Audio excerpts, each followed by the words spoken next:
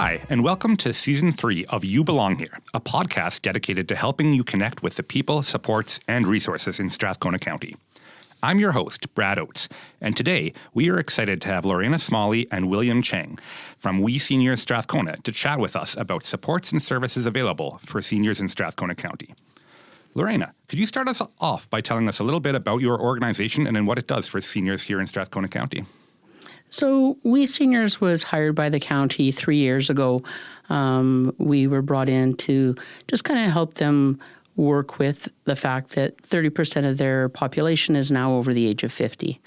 And so we have an office in the county building, and we do everything from offer programs and events at our location to connecting with some of the other senior serving organizations in the county and provide support to them, whatever they need. What are some of those supports that you offer? So when somebody walks into WESeniors, what might they expect to experience? It's great. We have a very vibrant community.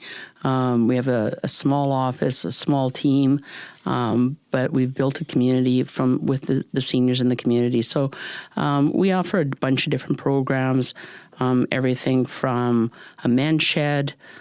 We do seniors improv. We have a music circle.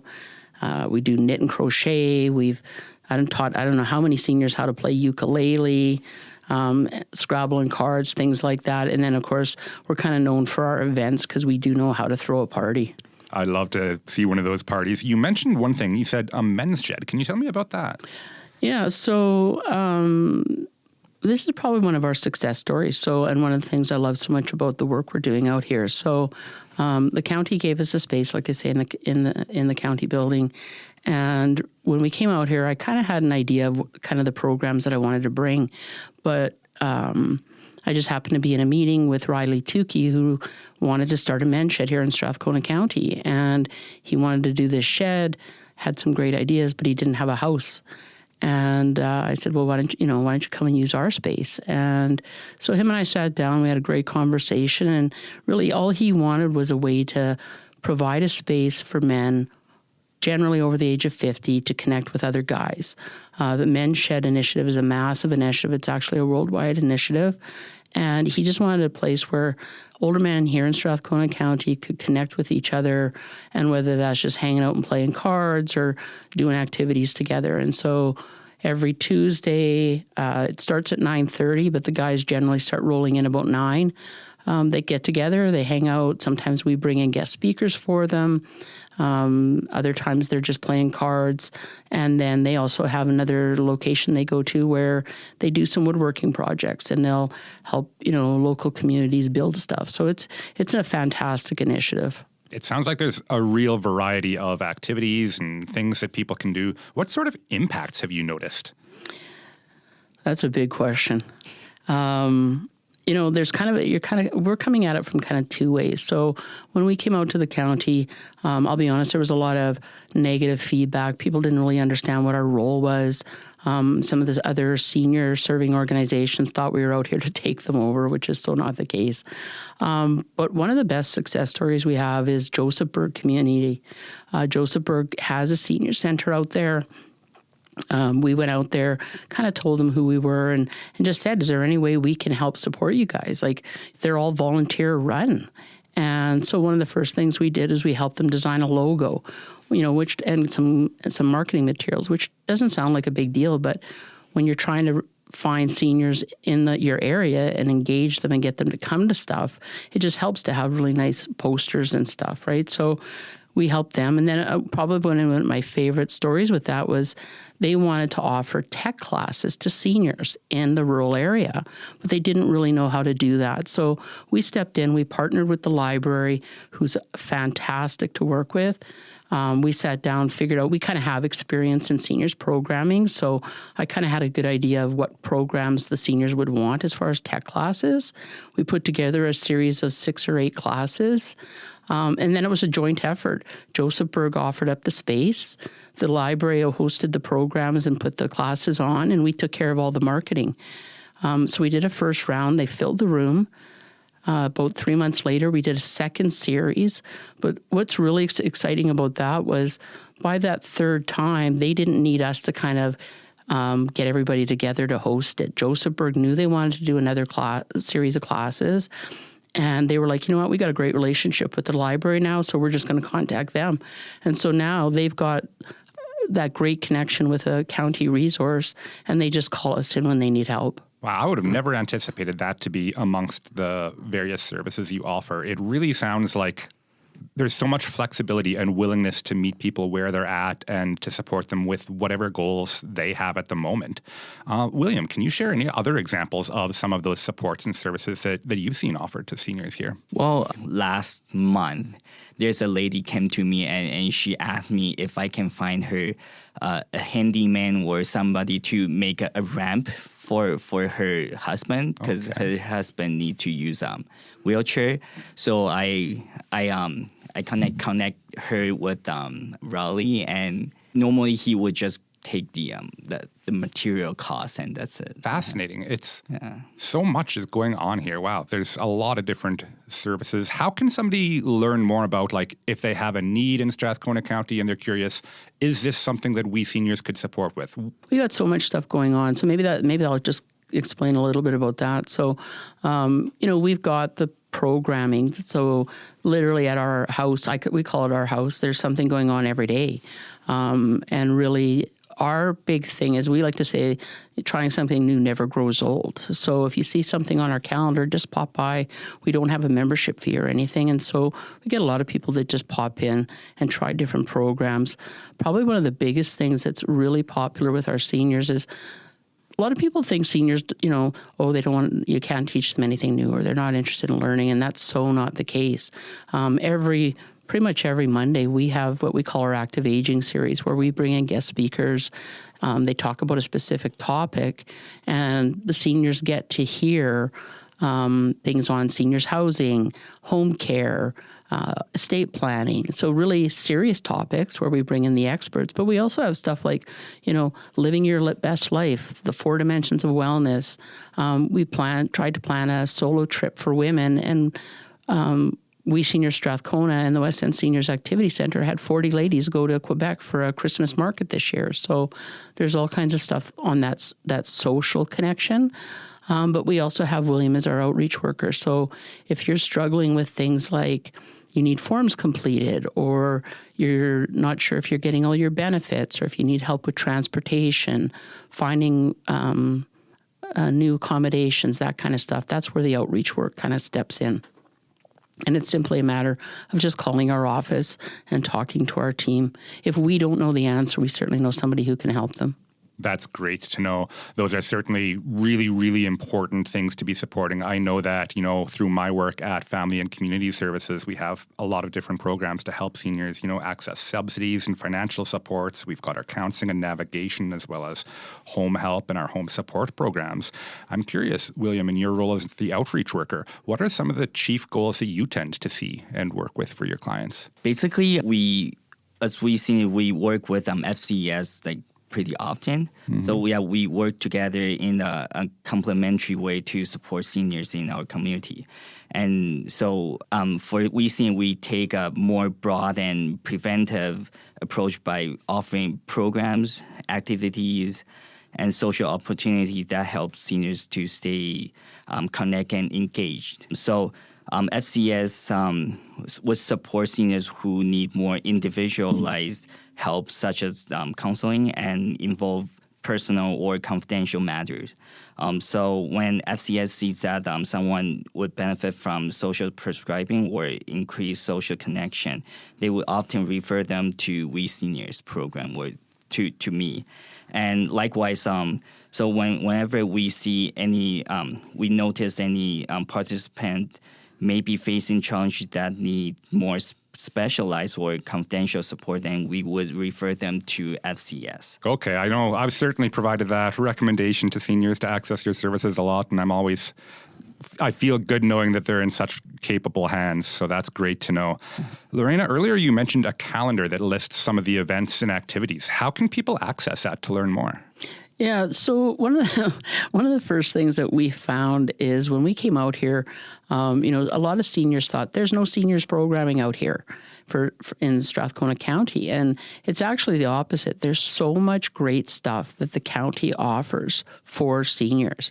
But one of the tough things is that they all have their own websites. So, the library has a site and Parks and Rec has a site. And so it's not always easy to find all this cool programming. One of the things we did is we created a website. So if you go to strathcona.WESeniors.ca, that's our website. And we've built that website so that literally people can look by either the activity they're interested in or the location and see what's going on for seniors. So I remember I was doing presentations and this guy, he kind of yells from the back of the room, I just want to know where I can play pickleball. And so literally on our website, you could go under activity, look up pickleball, and it'll show you all the locations in Strathcona County that offer pickleball. Or, if you're living out in Hastings Lake or South Cooking Lake, you're probably not interested in what's going on in north and, up in Josephburg. So you can go look under our locations tab, say, I live in South Cooking Lake, and it'll show you what's going on in that area. So we've tried to make it super simple. And our goal is always to kind of be a one-stop shop for seniors where they can find information not only on what's going on in the different locations, but if they go to that website, we've spent a ton of time building a resources library there, again, to try and be a one-stop shop where you can go there. And pretty much if you guys do a keyword search on our website, anything from, veterans to, food programs, something like that, you're probably going to find a resource there where we'll send you back to whatever website we think has the best information. That's great to know. That website sounds really handy and functional for people trying to search for specific things or to just look for a general overview of the services provided. Is there also a phone number or any other way that people can contact to check in? Yeah, the best thing to do is just call our office. My team, we've got a fantastic team at our house, and they're always willing to step up and take some time to answer questions. And we just really encourage people to come in. We're open Monday to Friday, 9 to 5, late on Tuesdays. And if you want to call, our number is 780-400-2111. And they can also just send us an email to questions@WESeniors.ca. Perfect. Thanks so much for sharing that. You've also mentioned your location a few times. What is the address for that, and what is the best way for people to access or get there? I can give you the address, but really the easiest thing to say is that we're right by Vicky's and we're next to the art gallery because everybody seems to know where that is. The address is actually 501 Festival Avenue, and our suite is number 140. But if you look, you'll see signs that say We Seniors. We've got sandwich boards out there where we try to point people in the right direction. That's helpful to know. I know there is, it's a pretty walkable route, but for people who take transit, there is also the mobility bus, which is all about kind of accessibility for seniors and other people who need that support. So that can be another great resource for people looking to access your services as well. Yeah, we have a lot of people that come on the mobility bus. We have a great story. We had a lady. She was in the early signs of dementia, and she showed up one day from the mobility bus, and I just happened to be there, and we got talking, and she was so sweet, and she was there because she saw online somehow that we had coffee and cards that day, and nobody showed up that day for coffee and cards, so I sat down with her, and I just started playing cards, and I could tell that, there was something going on, and what ended up happening is once she realized that mobility bus was available to her, and she heard about our live music circle, pretty soon she was coming to the live music circle. Then she heard about the Learn to Play Ukulele, and even though she wasn't playing ukulele, she joined, and she had the time of her life. And all the groups that she ended up joining up with, they just all were so amazing, so welcoming. It was quite obvious she wasn't learning to play the ukulele, but they were also encouraging. She was part of the music circle. They would let her pick a song, and they were great. They always made sure they picked a song that she kind of liked. And she was coming to our house probably 2-3 times a week, every week, right up until the time she couldn't come anymore. And probably the best part of this story is when we realized, hey, we're not seeing her anymore, not only my team, but a lot of our groups were like, hey, where is she? And we reached out to her daughter and said, like, listen, if she needs resources and she can't come by herself, like, just let us know. Somebody will stay in the room and kind of help her. And so she was able to come for probably another 3 months before her dementia was just too bad that she couldn't join us. So that's the kind of stuff that we see every day. And I guess that's why we love what we do. Thank you for sharing that. That is such a powerful story. It sounds like in addition to all of the different supports and services that you do offer, it's just a warm place to come and make those social connections. Describing that story really made me just imagine walking through that door, and the way that you both refer to it as our house rather than just some organization makes it feel so warm and inviting. Yeah, we just love what we do. Like, we're pretty fortunate that way. And, even our road shows. So we have another initiative. We tried this summer. The stuff that we do at our office, at our house, we bring in these guest speakers and they're talking about stuff and educating seniors. And it's all about, are you prepared for an emergency? Are you living your best life? And we bring in all these great speakers, and we have people that come to our office all the time. We'll get, 50, 60 people coming. But really, the people living in rural Strathcona just don't have that. And there's not a lot of resources out there. So this past summer, we decided, you know what? We're going to take this platform and we're going out on the road. And I called it the WESeniors Road Show. And basically what we did is we got a hold of all the halls in the county, because you guys out here, it's amazing. You've got all these beautiful halls. They've been renovated. They even have free Wi-Fi, and nobody's really using them. So we decided, you know what, we're going to connect with those halls. They all gave us space, and we said, we just want to come. We want to host a barbecue. We're going to have, hot dogs and cake and games and music, and just invite the seniors in those communities to come back to those halls, because they haven't been back to the halls since COVID. And we just thought, you know what, we're going to do this. We're going to get a hold of all our partners in the community. We have some amazing business partners that come in and do those presentations. And we're going to go out on the road, and we're going to do it every week. And we're just going to see what the response is. And I told my team, I said, you know what, we're going to promote the heck out of it, but we'll just see what happens, because we really had no idea if people would even come. Long story short, we did 10 road shows over the summer last year, and we had over 450 seniors join us. And it was, the impact stories and the fun stories, we could sit here all day and I could tell you guys some great stories, but it was so impactful that we just decided, you know what, we're going to make this part of our regular programming. So in 2026, we're doing 36 road shows this year.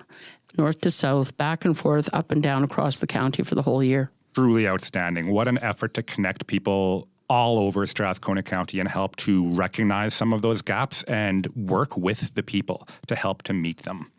You've mentioned, I think I've heard both of you refer to how much you love this work several times. I'm curious about, how did you find your passion for this sort of work? And what are some of the, maybe one example of a really rewarding experience that you've had in your role? William, I'll start with you. So this job is it's helping seniors, right? I actually work along with seniors, and I love working with them.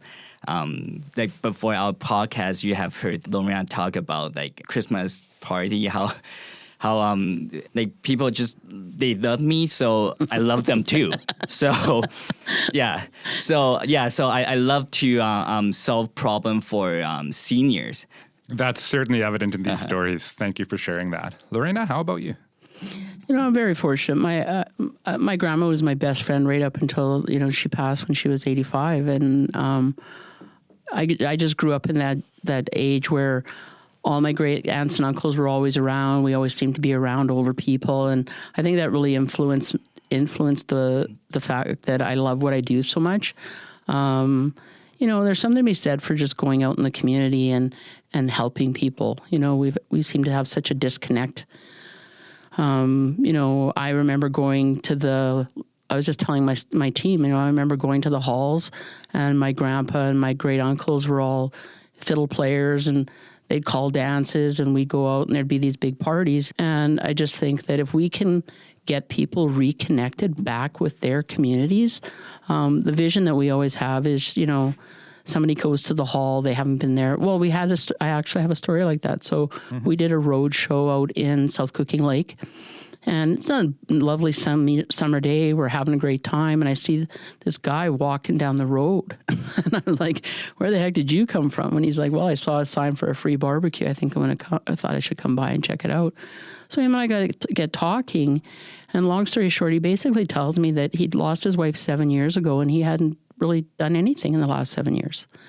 He hadn't been to the hall. He hadn't really been doing anything, seeing people, and we talk all the time about, impact, and it's so funny because how do you measure impact for stuff like that? So, when you're doing that every day and you're connecting with people like that every day, it's hard not to love what you do. We did a Christmas party. We throw a Christmas party at our house every year, and it's so much fun. We get about 100 people crammed in there. And this year I had a lady look at me and she grabbed my hand and she said, you know what, thank you so much for throwing this party. This is the only Christmas thing my husband and I have to do this year. So, it's not all sad stories like that, but I mean, we have so much fun too. Like so many people, it's like our own family, and William's like a rock star over in our house when the people just love him so much, and Shayna and Judith too. So yeah, we just all love what we do, and we hope we're making a difference. It sure sounds like you are. As long as I've been doing this podcast, one of the key themes that I find coming up is connection. And that has certainly permeated all of these stories and discussions today. It sounds like it's such a great place for people to come in, connect, whether it's with their community, with a few other people, or just even with themselves and finding out what they're passionate about and what they want to work on. I want to thank both of you for coming out today. It's been a really, really informative conversation, learning about, all of the different resources that are available, the way that seniors can connect and just either drop in, call, find some of these events and find not only the connection and the supports that they need, but a lot of different programming and resources that can help them. It's been really, really rewarding having this conversation, and I want to thank you for that. I did also mention earlier in this conversation the Strathcona Mobility Bus that can help people get there or any other place that they need to get in Strathcona County. And I just want to share that to learn more about that or to book a trip on that, you can call them at 780-449-9680. Once again, I want to thank both of you so much. It sounds like you're doing so much for the seniors in this county, and from my firsthand experience talking to people and hearing them talk about their experiences there, it's made such a profound impact. Thanks so much for having us. Thank you. My pleasure, absolutely. Of course, the conversation doesn't have to stop here. Our listeners can visit us at strathcona.ca /YouBelongHere to find links to resources and to sign up for our monthly e-newsletter to get alerts about new podcast episodes, local resources, workshops, and events in your inbox. Again, to our guests, thank you so much. And to our listeners, thanks for listening.